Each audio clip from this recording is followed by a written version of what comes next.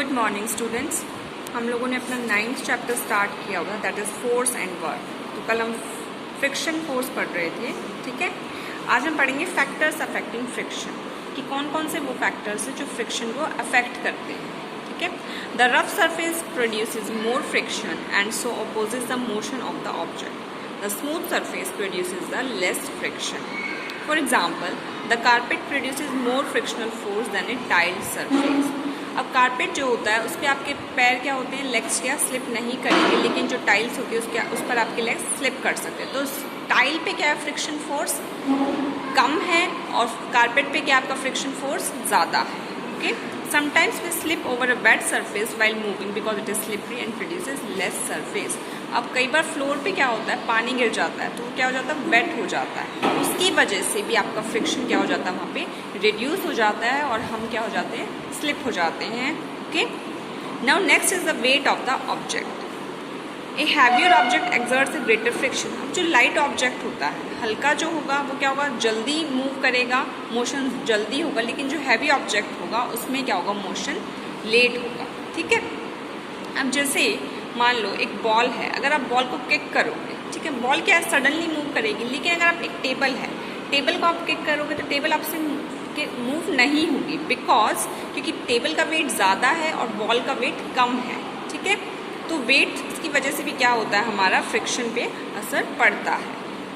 Heavier object होगा तो friction क्या होगा, ज़्यादा होगा, so it is difficult to move a heavy and big object as compare to a light and small object. Now the friction is useful. Friction is useful in our everyday life in many ways. Friction helps to walk on a surface without slipping over it. Friction की वजह से क्या होता है, हम slip नहीं कर पाते, ठीक है। अगर फ्रिक्शन कम होगा तो क्या होगा, हम स्लिप करते रहेंगे और हम मूव नहीं कर पाएंगे सरफेस पे। You can not walk properly on a wet और slippery surface. Friction helps to grip a pen और पेंसिल टू राइट ऑन और to hold any object. If there is no friction the object which you hold would slip.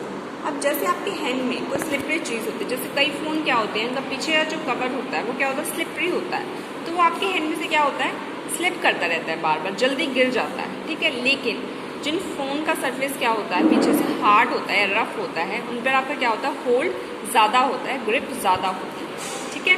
तो slippery जो objects होते हैं उन्हीं को हम इजीली होल्ड कर सकते हैं, लेकिन जिनका फ्रिक्शन कम होता है, जो स्लिपरी होता है जिनका सरफेस, उनको हम होल्ड नहीं कर पाते हैं।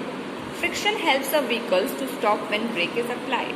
अब जब हम ब्रेक अप्लाई करते हैं व्हीकल्स पे, कार, बाइक, स्कूटर, इन सब पे अगर हम ब्रेक अप्लाई करते हैं तो हम क्या करते हैं, वहाँ पर फ्रिक्शन प्रोड्यूस होता है, ठीक है, जिसकी वजह से वो क्या हो जाते हैं, स्टॉप हो जाते हैं। The patterns on the tyres of vehicles produce friction and so prevent them from sliding on the wet and slippery roads, ठीक है। तो जो टायर्स होते हैं, कभी भी देखें टायर्स ऐसे एकदम से स्मूथ सरफेस के नहीं होते हैं, उस पर क्या होता है, छोटे छोटे आपको कुछ डिज़ाइन से बने हुए दिखते हैं। वो किस लिए होते हैं, ताकि रोड और टायर के बीच में फ्रिक्शन फोर्स प्रोड्यूस हो और जो आपके टायर्स हैं वो कभी भी स्लिप ना हो रोड पर। Friction produces heat. Rub your palms together quickly and put them on your face, you will feel that your palms are warm. Friction से क्या होता है, हीट भी प्रोड्यूस होती है, ठीक है। अगर आप अपने दोनों पाम्स को, अपनी हथेलियों को आपस में रब करेंगे तो उससे हीट प्रोड्यूस होगी और उनको अपने फेस पर लगाओगे तो आपको क्या लगेगी, वार्म लगेंगी, गर्म लगेंगे आपको अपने पाम्स, ठीक है। तो फ्रिक्शन की वजह से ही, अब जैसे मान लो आप कभी भी दो आपस में वो होते हैं, स्टोन्स होते हैं, स्टोन्स को आपस में रब करोगे, ठीक है, तो वहाँ पे क्या होगा, आपको आग निकलेगी, ठीक है। दैट मीन्स आप वहाँ पर फ्रिक्शन फोर्स प्रोड्यूस हो रहा है, लेकिन वहाँ पे क्या है, बहुत ही हाई फ्रिक्शन प्रोड्यूस होगा, जिसकी वजह से स्टोन्स के बीच में क्या होती है, आग, फायर प्रोड्यूस होती है। तो फ्रिक्शन क्या करता है, कभी भी आप दो सरफेसेस को आपस में रब करके देखना, वो आपस में क्या हो जाएंगे, वार्म हो जाएंगे, ठीक है।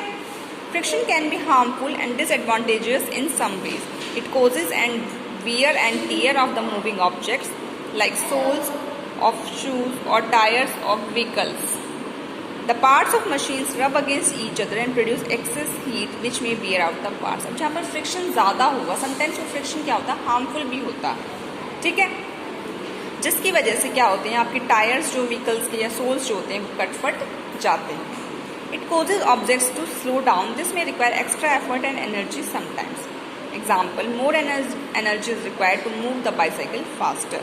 ठीक है, तो क्या होता है, हमें बाईसाइकिल को मूव कर, जब हमारा फ्रिक्शन फोर्स ज़्यादा होगा तो क्या होगा, हमें ज़्यादा एफर्ट्स लगाने पड़ेंगे, ज़्यादा मेहनत करनी पड़ेगी, जिसकी वजह से हम बाईसाइकिल को मूव कर सकते हैं। The friction can be reduce by applying the lubricants, rollers and wheels also reduce the friction.